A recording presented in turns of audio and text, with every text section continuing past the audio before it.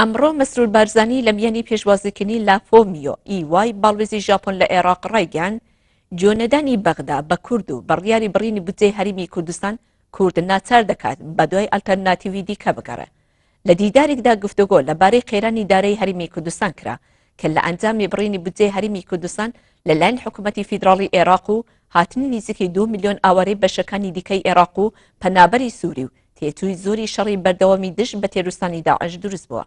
لە بەرامبەردا باڵوێزی ژاپۆن ڕایگەیان بە نوێنەرایەتی حکوومەتی ژاپۆن قوربانیەکانی پێشمەرگە بەرز نەنرخێنێ و ئاماژەی بە ئاسایش و تەنایی هەرێمی کوردستاندا و گوتی هەرێمی کوردستان ئارامترین هەرێمی عێراقە و سەقامگیری کوردستان کلیلی سەقامگیری ناوچەکە و پێویستیەکانی وزەی ژاپۆنە.